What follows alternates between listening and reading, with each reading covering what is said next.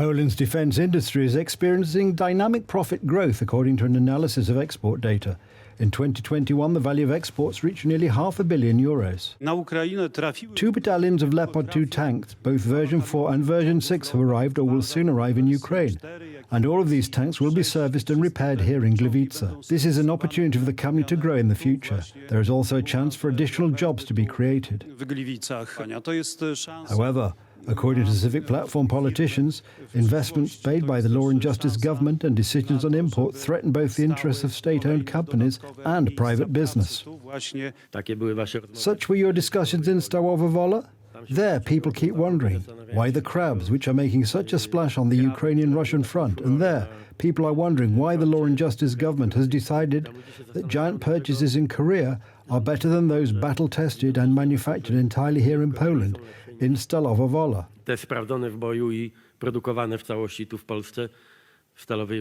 In this context, Prime Minister Mateusz Morawiecki accused the civic platform leader of having a short memory. He, the destroyer of Polish industry, the gravedigger of the arms industry.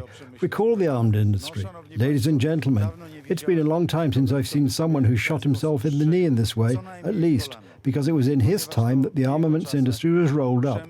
There, in that province, in Podkarpacie, 8,000 people went on the street.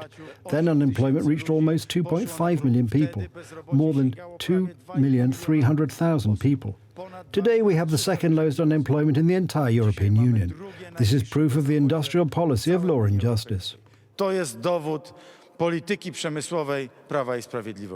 avalanche of arms orders caused by Russia's aggression against Ukraine has translated into the development of heavy industry in Poland. On the 5th of April, the Polish armaments group and the Ukrainian company ARTEM concluded an agreement on cooperation in the production of tank ammunition.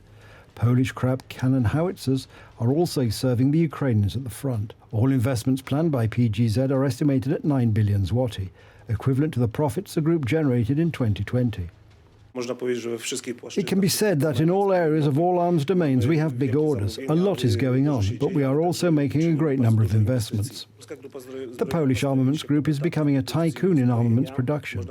One can cite such programs in which we participate as HIMARS or Chonmu.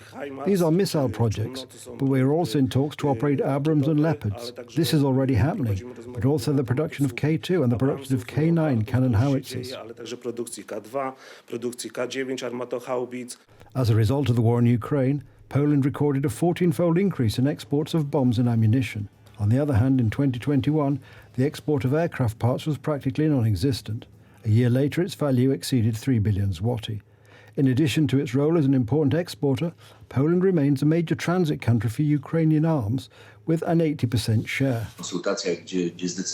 After these consultations, where it was decided to allocate 2 billion to help purchase ammunition for Ukraine, the dominant country that will be the producer and therefore the beneficiary of this 2 billion is Poland.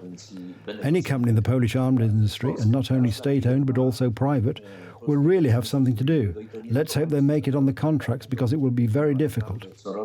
Equally positive news is coming from the stock market. The stock price of Lubawa, a manufacturer of, among other things, helmets and bulletproof vests, has already jumped by 400% since the beginning of the military operations in Ukraine. Lublin-based Protector, a manufacturer of boots for the army, also recorded a gain. Its share price more than doubled. Western Europe needs to make up a bit for such nonchalance in disarming itself. They are being restored, and these manufacturing competences are also coming to Poland. And this can be seen in the means that are at least officially used in Ukraine, that is, for example, Grot carbines, ammunition, but also drones. The defence budget this year may amount to as much as 150 billion zloty, a third of which will remain in Poland. The Defence Ministry plans to buy modern tanks, aircraft and anti-aircraft systems. By 2035, Poland will have 300,000 soldiers in what will be the European Union's largest land army.